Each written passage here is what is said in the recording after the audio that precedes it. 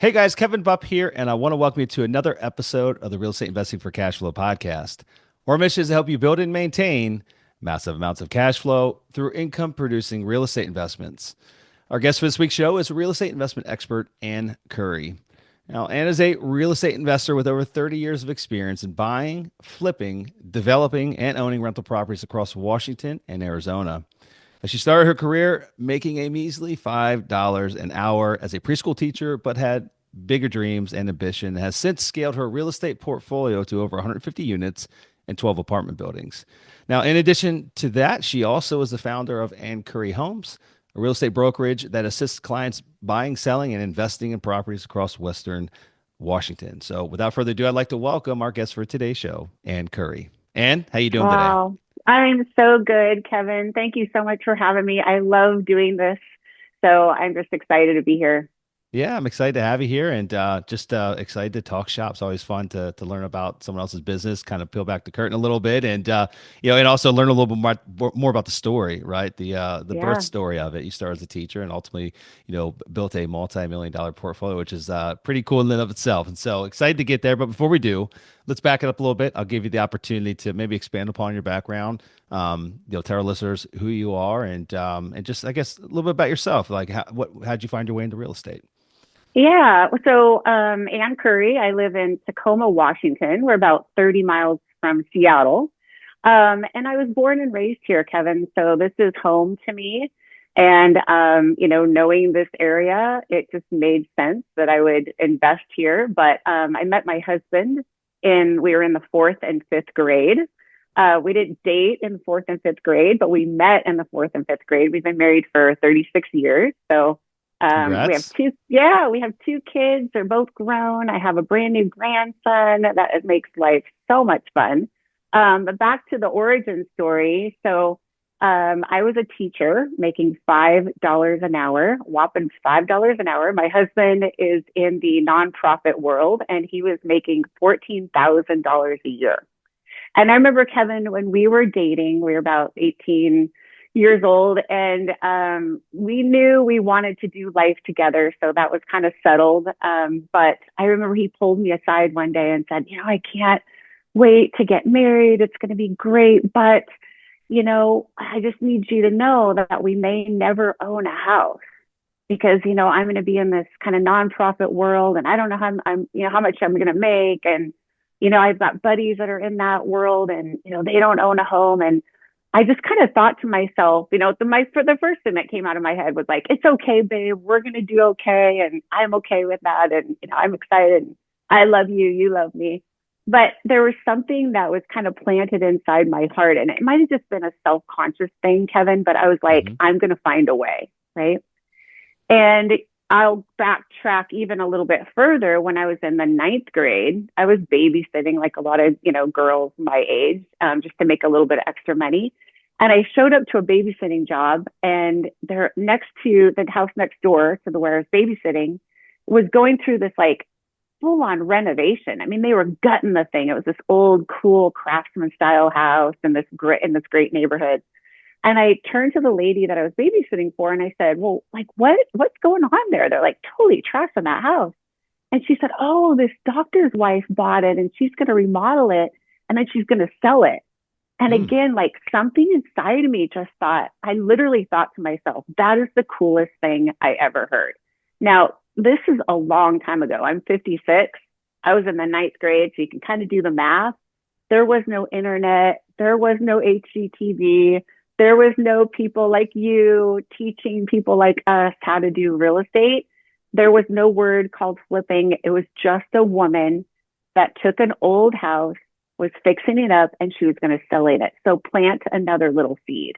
And it's interesting how these early ideas and these early shifts that you make inside of your, something in your heart that kind of just bears some, thoughts or ideas all come back. So the day I decided to go into real estate, again, I was a teacher making $5 an hour. And my son was 8 weeks old. And I was sitting on the couch. I was holding him. I could just remember exactly where I was, the color of our couch, how it felt, exactly where I was. And I was holding him and I thought, I need to do something different. I'm never going to get this kid through college fast forward thinking. He was only 8 weeks old. Never going to get him through college on $5 an hour and us making $14,000 a year as a family. And just like that, real estate just came to my heart and into my mind. And it was that moment where I just decided. And, decisions are so important because you're basically saying, I am going to go do that. But did I know how? Did I know who I was going to talk to next? Did I know any of that? And the answer is absolutely not. I had nothing. My family wasn't really in real estate. My grandfather owned some stuff, but he really didn't talk about it. He was a very private person. I knew in the background that I would hear, oh, grandpa owns this property over here and grandpa has done that, but he never talked about it. So this idea of real estate was very foreign to me. But it was that moment that I just decided. And that was the change. No, I love that. That's great. I appreciate you sharing that. And just for context, what age were you then? I know you had your was it your son was 8 weeks old? I was 24. 24, 24. Okay, Yep. I was fantastic. 24 years old. Yep. So, so an idea is one thing, just getting excited about something like that's a simple part, right? Yep. The more difficult thing is not, the fear that kicks in after the fact once you realize that, like, I don't know how the hell I'm gonna, do this. Hmm. Like, I'm excited. Yeah. I love the idea of it. And in theory, it sounds great, but putting it actually putting the process moving forward, or just taking action. What did that look like? I mean, did you go find yourself a mentor? I mean, obviously, again, the internet wasn't really a thing. There were No. probably a few random books in the library on real estate investment. Probably a handful back then, right? Probably not many. And so, just what was the guiding path? Yeah, that's a great question, and I'll answer it this way, Kevin. No, there was no, there wasn't a lot of people. There wasn't like mentors, just like you could just, pick one on the internet and buy their course and their mentorship pro.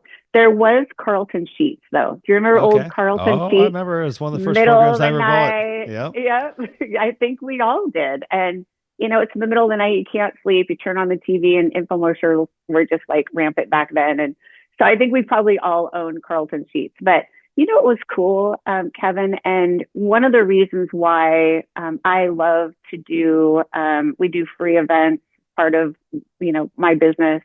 We, love to mentor people. We have a heart for bringing people along because real estate's been so good to me and my family. So, kind of, I'll do a spoiler alert. Went from $5 an hour to owning over $50 million worth of real estate. Love to bring people along, love to be on podcasts like this. And I know, you must have part of that as your mission as well. We love to get the word out because if I can bring people with me, but that stemmed from the first mentor that I met. So, I always tell people, like, you have these big dreams, you have these big goals. You don't have to know how you're going to get there. It's like the how shows up when you make the decision. Hmm. And that's how it's happened for me my whole entire life. I made a decision, I made a commitment, and later it's amazing how the right people show up. So my son is now a little guy, it wasn't instant, Kevin. I didn't instantly like get into real estate and like, let me go get my license. But I was at a women's group and this woman showed up. She'd never been there before. She sat right next to me and I introduced myself like I normally do. And I said, hi, I'm Ann. What's your name? And she said, oh, I'm Val. And I said, well, tell me about you and you and you have a family. She said, yeah, I have a family. And I said, what do you do? What does your husband do? And when I asked, what does your husband do? She explained that his full-time job was to manage his single family rental. And I said, oh, well, how many rentals does he have? I'm thinking, he's got a couple. And she said he has 50 single family rentals. I said, that's what he does full time? And she said, yeah. And I said, would you introduce me to her? So it's the magic words. And if I look back over my life, it was the same words that found me mentors every single time I had a larger goal. And it was, hi, I'm Ann. What's your name? What do you do? And when I found out that they did what I want to do, I just said, would you introduce me to him? And when I met with Dan over coffee, I said, would you show me what you do? And that kind of turned into the 7-year friendship where I volunteered to mop floors, cut bushes, do anything he needed me to do on his rental properties in exchange for his mentorship. And Yeah. that became a cool synergetic relationship where I helped him, but he really helped me. And then we ended up partnering on some stuff. But he was my first mentor. And that when I met Dan, I decided that I will own 50 single family rentals. And it sat next to me on a piece of paper. I took it in my purse. It was in my nightstand. I just said, I will do this. Again, making that decision, but putting it out there. Again, not knowing how I was going to do it. And do you know, Kevin, that 16 years later, I bought 50 single family homes in one transaction. That's great. It was awesome. I mean, that was talk about coming full circle. Another one of my goals was I wanted to own a multifamily property. And I wrote down, I will own a 20 unit multifamily property. I didn't know how I was going to get there again. I was just kind of starting with a few rentals and getting those under my belt with the mentorship of Dan, but I didn't know how I was going to get there. But I ended up at this, fundraising dinner.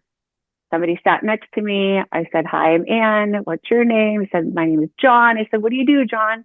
He said, "I'm a multifamily developer." And I said, "You are?" And we sat at that fundraising dinner, talked the whole time. And I said, "Would you teach me to do what you do?" And he said, "Yeah, come down to my office tomorrow at 9 a.m. and I'm going to help you, get to that goal of your 20 units." He said, "By the way, your goal is way too small." He said, "I need you to think bigger." So I showed up at his office, and a few months later, he helped me buy a 59 unit apartment building. And so again, we didn't know how, but the mentorship that I received from John, he kind of mapped out the steps, and then there you had it. So Yeah. those were some of my very key relationships. It doesn't happen overnight. We have in our company, we have a slogan. It's called "Get Rich Slow," because everybody loves to sell the sexy, like, get into real estate and 6 months later you're driving a Ferrari and you're a multimillionaire. That hasn't been my experience. I don't Mhm. know, maybe we're one of the lucky ones that kind of wins the real estate lottery. But for me, it was a process of not quitting, having a goal, going for that goal, trying to figure out how to reach it. And then the steps have kind of been the stuff in the middle. Yeah, no, that's good. And I agree with you. I mean, real estate is definitely slow wealth building. I mean, there's probably other Mm-hmm. ways to build wealth and just even income streams maybe quicker, maybe with small businesses or what have you. And so definitely it's not get rich quick by any means. You're going to you're always going to have, if you do it long enough, you're going to have a few pops here and there, right? Like you're going to Mm-hmm. do a transaction every couple of years that just nets you significantly more than the average of the others that you've done historically. Yeah. But it's not the norm. But a few key points kind of took away from that. And appreciate you sharing your story there is, just talk to everybody. Mm-hmm. You go to church. You're on airplanes are the best place. I Mm-hmm. can't tell you how many conversations and business relationships that I've created by just saying hi, to the individual next to me. A Mm-hmm. lot of times, people on airplanes they try to put their headphones on. They don't want to talk to you. And don't get me wrong, I do that at a certain point as well. But I always try to find an opportunity to just say hi, to get just Mm-hmm. a brief conversation going, learn about who they are, what they do, and some of the biggest relationships that I have in business are a result of either an airplane, sitting next to somebody in an airplane. Literally, we got into parking investments about 6 years ago, and we had been studying that space for a couple years, and then I just happened to be at a parking conference. A lot of people go to these different events, like association events or conferences, and they're either ones that sit in the front of the room, which is good to a certain degree, but you can't get into conversations a lot of times with people that are around you because you'll be disruptive to Mm-hmm. the presenter, or people try to hide in the back, because they're just like they want to be left alone. They try to find like the row where there's extra seats, where there's no one sitting Yeah. next to them. I always try to find myself in the middle, and I mean, literally, we'd been looking at parking for many years, and I happened to sit next to this. The funny thing is that this guy literally took up two seats. A lot of times, and he's not because he's overweight per se. He's just like 6'7". He's huge, and it was. It was one of those situations where the arrangement of seats were kind of connected together, and so you couldn't like spread them apart. But I was, for whatever reason, I was like attracted to sit next to him. I sat next to him and had quite a lengthy conversation after the event or after the presentation, and ended up doing the very first parking deal together with him. And it was a Oh, big deal. Literally went from doing zero parking to buying the first one, which was like a $34 million deal. So, oh my and that gosh, was that's all. That was awesome. all a direct result of that relationship.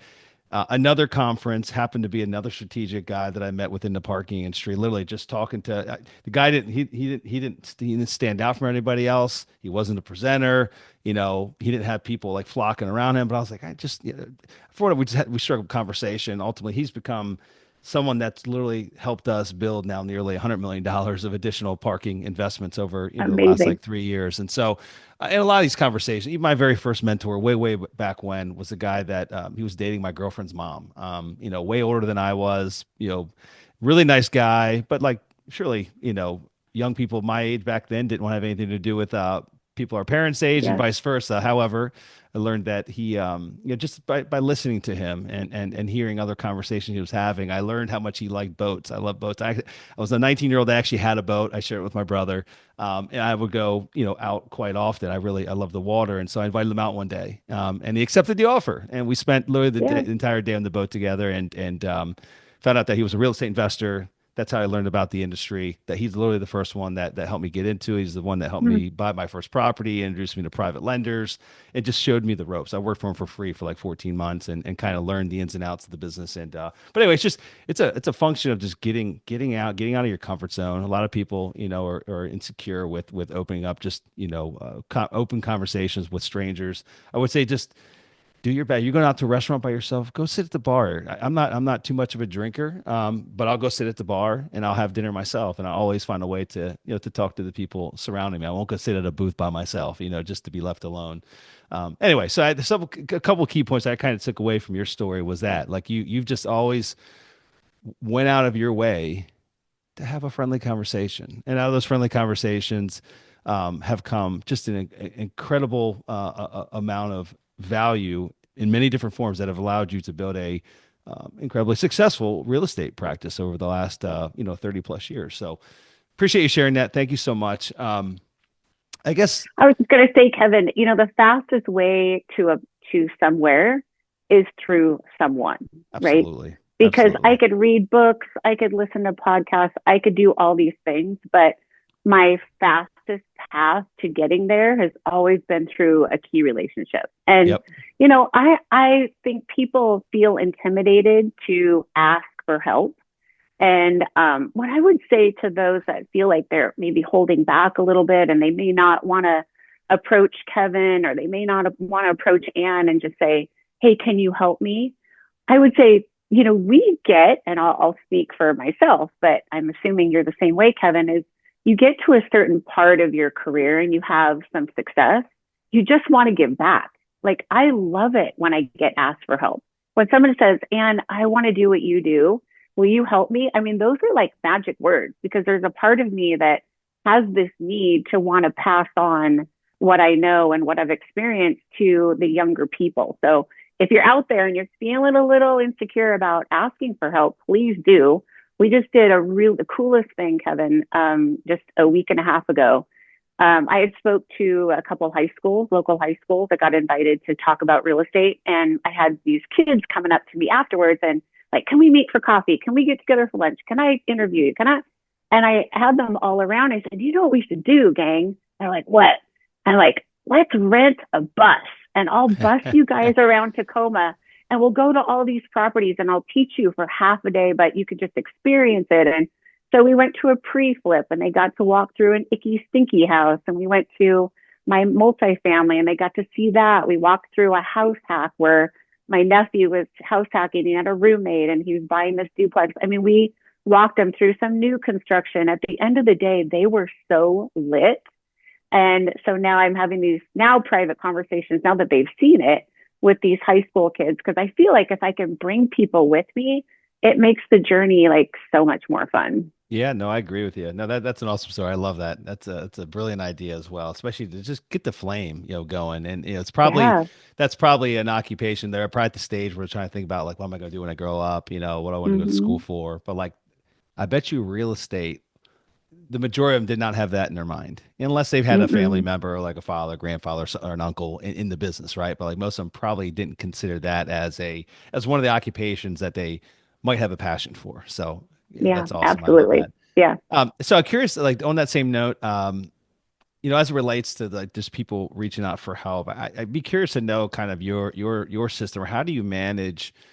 You only have so much time in a day, and we Hmm. all want to give back and help others, but we only have so much time. We all have the same 24 hours a day, and there's those that reach out that are they've made up their mind. They're going to hell or high water. They're going to get into real estate and they're going to find a way to be successful. They're just looking for the right person to line themselves with, but they're willing to put in Hmm. the work.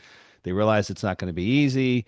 It's going to be a difficult process. It's going to take time. There's going to be tears. There's going to be blood. There's going to be all this stuff, right? Hmm. And Hmm. then you have the others that theoretically believe it. They're excited about it, but really, once you get in down to brass tacks, they're not really willing to put in the work. They're not really cut out for it. They haven't really thought through it. And so, how do you filter that out? I think that becomes a challenge. Especially as you become more popular, like yourself. You've got a lot of folks reaching out to you. And again, you've only got so much time. You'd Yeah. love to help everybody, but you can't help everybody. No, you can't, and you're not called to help everybody. You're called to help the people that approach you and want the help, right? So Mhm. that's first of all, do they want the help? Well, I mean, Kevin, you're exactly right. I mean, I'm running a real estate team, so I have that pillar. I'm building new construction. I have that pillar. I've got apartment buildings that I oversee the managers. As a Mhm. business owner, we're always overseeing the people that are boots on the ground. We've got single family projects. So I have a lot of stuff going. But I choose to carve out some time for the mentorship. So here's what we do. We do about 4 to 6 free events a year. Mhm. So people can come. It's usually real estate related. It might range from how to get into new construction, how to buy your first rental, where to find the money, how to get into multifamily. So we kind of just roll the topics around. And so we're not always repeating topics. And people come and they love it. We feed them and we talk about that topic. And then we invite them to a free 15-minute call with me. Because again, my philosophy is get all the information, of course. Listen to the podcast, read the books.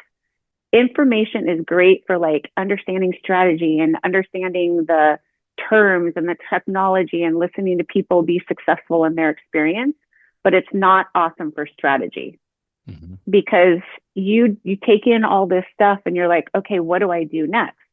I have this certain amount of money. I have this certain time frame that I need to do it in. I have, right? So that 15-minute call, we dig right in. It's not, hey, tell me about you and your family and how many kids you have. We just go in and I just say, okay, this 15 minutes is all about you. What is the burning question that you have about real estate? And within 15 minutes, we're identifying like their unique situation, how we can get them involved, and the next 2 to 3 steps that they should take. And then we have a mentorship program after that, Kevin. So if they want to buy time with me, we do it like an attorney model. So it's not pay $10,000 and you get, group calls for a year. It's you can hire me per hour to really dig in and help you. And I have repeat people that come back every single week because we're mapping out their plan. We're getting to them to the next step. We're moving them along in their progress, helping them make decisions, overseeing like a certain project, how they should structure it, what the numbers look like, all the stuff. And so that's how I do it No, love it. in the middle of everything else that we're doing. Yeah, I So know. I know. I was we gonna don't say have unlimited we weren't busy capacity. enough. Yeah, we don't have unlimited capacity, but that's worked really well. Okay. No, I appreciate you sharing that. So Yeah. switching gears here and being conscious of the time, I'd like to, work to, be on track and wrap this up in 10 minutes or so. But I want to talk about really the last couple of years, right? I mean, interest rates have, basically risen to historical highs at a historical pace, over basically at the end of 2022. And, just really hoped they would come down a little bit. There was a couple cuts, but nothing significant, and so we still find ourselves in a higher interest rate environment. Now there's a lot of economic uncertainty, given the new administration, yada yada yada. But I guess the question, more is revolving around kind of your business over the last couple of years. Obviously, transactional volume down as well is down as well. When we talk about the brokerage side of the business, but just curious as to what it's looked like for you, for your rentals, for new acquisitions, for flips that you're working through, for the brokerage side of the business. Just how have you managed the last couple of years? Have you found growth? Have you had to scale back? Have you had to just completely pivot and change, a lot of what you do within the organization? Just so I'll stop there, but just would love to know from your standpoint how that looked. Yeah, yeesh, the last couple of years, it's been interesting for me. So I've been doing this for a long time and I've had some super successful projects. That 50 home project was a Mhm. stellar, hit it out of the park. My 59 unit was stellar, hit it out of the park, and lots of little stuff in between that did fine. I don't always shoot for like home runs, but first and second base hits have been Yeah. my bread and butter, basically, with a few home runs in between there. But Kevin, the last couple of years have been challenging for me, and I'll tell you why. So I did great in 2008, and during the crash, everything that I had was cash flowing. So I just kind of wrote it out. There was a lot of fear. There was a lot of, oh my goodness, what's going to happen? But I did okay because everything basically paid for itself. Hmm. And so then now we'll talk about the last couple of years. So 8 weeks before the interest rates doubled, I closed on 164 units over 44 parcels. So imagine 44 buildings consisting of 168 units. So like there was a 20 unit, a 8, another 8, a 14, a 12, and I bought them at 50 cents on the dollar. So you'd think, wow, that's awesome, Ann. You bought them 50 cents on the dollar. It took a year and a half to put that project together, Kevin, because there's so many properties and each property had its own. I had a business plan for every single one of them. Here's what I'm going to do with the 20 unit. Here's what I'm going to do with the 12. Here's what I'm going to do with the 14. They all needed rehab. So I bought these from an elderly seller that was basically just kind of hands off, just like, yeah, maybe we'll show up and do a repair. Maybe we won't. So these Yeah. were all going to be value add. I was going to, fix them all up, refinance, and they would have cash flowed. So closed 8 weeks later. That's when the interest rate, increases went bam, bam, bam, bam, bam, bam, bam. And now all of a sudden interest rates have doubled. My business plans for all of it was just shot, completely shot. So for the last 2.5 years, I've been selling out of that project and it's been very painful, very painful.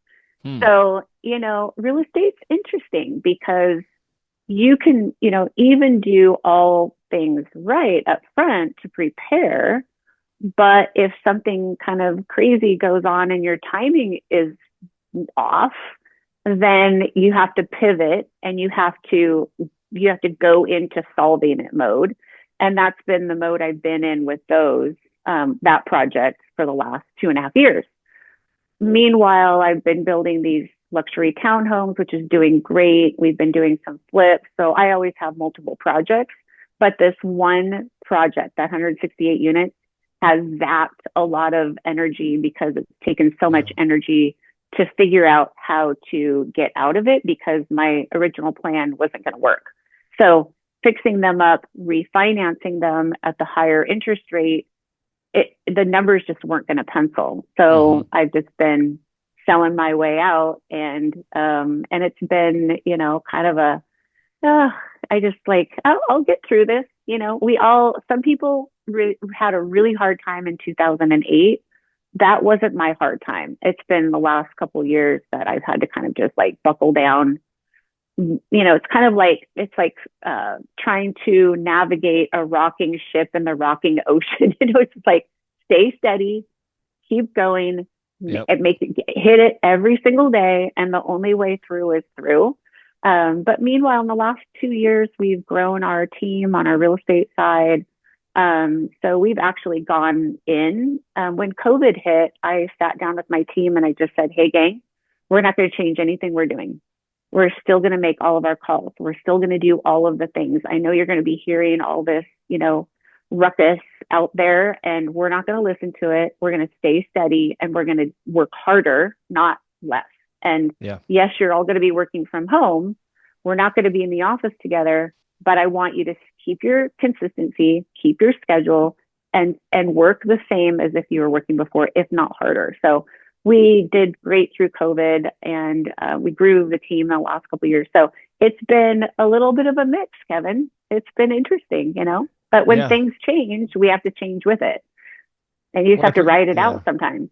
I Yeah. appreciate being vulnerable and sharing that story. Yeah, it just goes to show you can make all what are seemingly the right decisions, buy things at a discount, but there's some things that are some variables that are outside of your control. And so I guess Hmm. and again I went through a way, lost pretty much everything I had, and had to go through a reevaluation stage after the fact. Like, Hmm. what should I have done differently? What could I have done differently? What I think I did right, and just ultimately the universe was working against me at that point in time. But Hmm. I'm just curious. I mean, if you, I'm assuming you've probably gone through a similar thought exercise, and it just, are there any answers of, like, what you should have done differently? Were there any considerations leading up to closing where you're like, I don't know, this doesn't feel as good as what it did? Because I don't know what exact date you closed. You said it sounded like it was before all the rate jumps really even came into Hmm. effect. I mean, and Yeah. there had been, some dialogue around it here and there, but again, so many people got caught off guard, didn't realize it was going to, happen as fast as what it did, and go as high as what it did in such a short period of time. But just Hmm. curious, I mean, looking back, any Yeah, lessons looking learned, back, things you'd have done differently? oh my goodness. I mean, rear view mirror is a beautiful thing, right? If we could make all of our decisions, knowing what we were going to know, we would never make a mistake. And one of the lessons I would put out to our to the folks that are listening to this is, just because you hear that story should not deter you from getting into real estate, right? Because we're never going to hit home runs on everything. In fact, it was cool. 2 weekends ago, I got to go to an event, and you were talking about earlier about getting in the room and meeting people and all that stuff. Well, I try to get in rooms with other people at least 3 to 6 times a year. So a couple of weekends ago, I was at a growth conference, and they had 7 billionaires talk. So billionaires, Mhm. billionaires with a B. And every single one of them, none of them heard each other's talk because they fly in, they give their talk, they fly back out, they don't stay. But every single one of them, Kevin, all said, I went through this really hard time. I almost lost everything. But what I learned from that experience, I would pay 18 times over. So I feel like last couple of years, what I learned from that experience, I wouldn't give back the lessons. I wouldn't wish it on somebody, but I wouldn't give back the lessons, because the lessons are the things that you get to take with you Mhm. to say, okay, looking back, rear view mirror, maybe I wouldn't have done that. And I'll tell you one of them. I would say always make sure everything you buy, even if your business plan doesn't really depend on it, make sure it cash flows, right? So the properties that I bought were 50 cents on the dollar. That was awesome. But the debt that I used, because it was just going to be short term debt, the rents from those properties didn't cover. And I had Mhm. lots of extra cash. So I was in a really good position. So again, we went into it educated. We put this thing together for 18 months.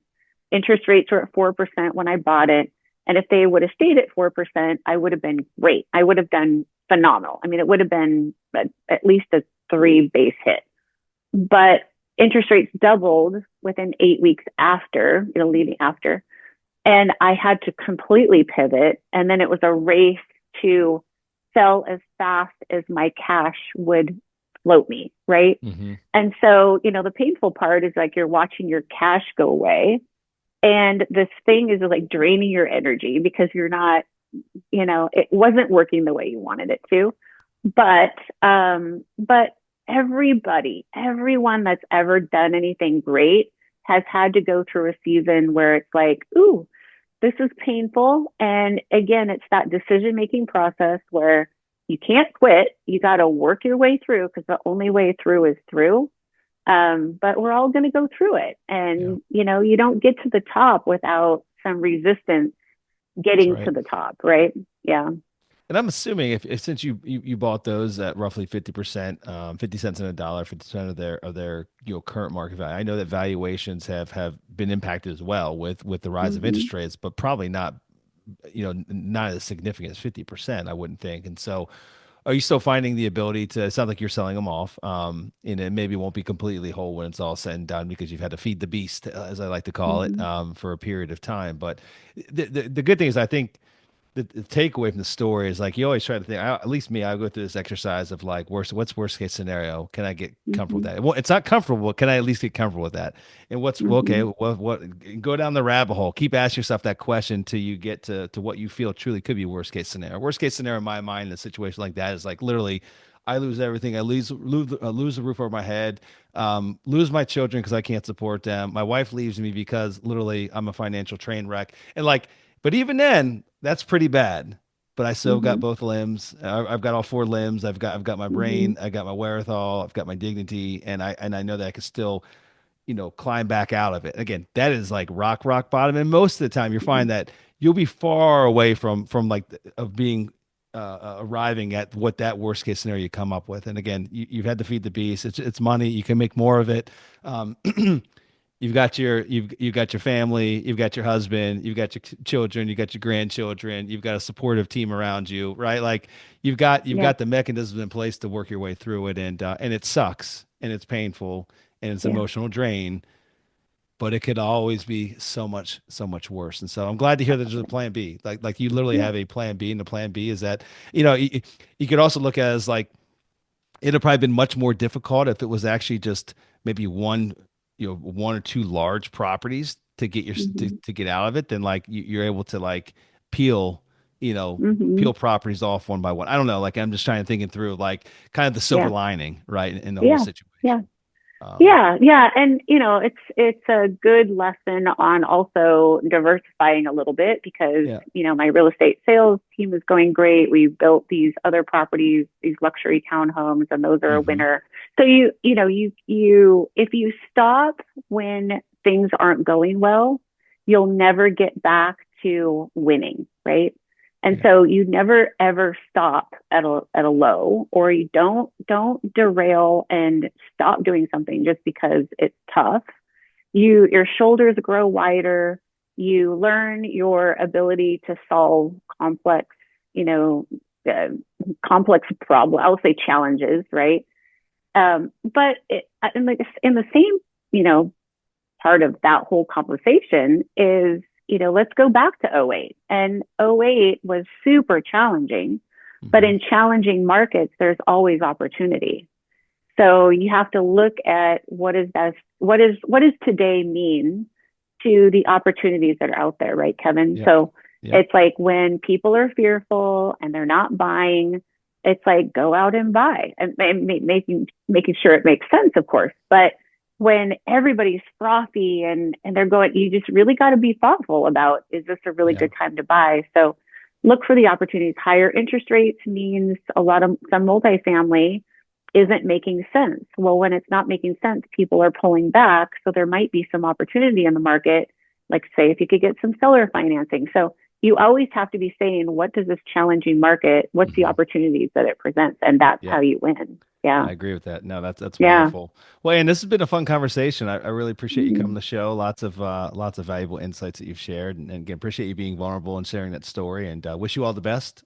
It sounds like you can see the other side. You can see the land. And it's just you're Absolutely. working your way towards it. So, Yeah. for those that want to learn more about you and your organization and what it is you do, where's the best place to track you down?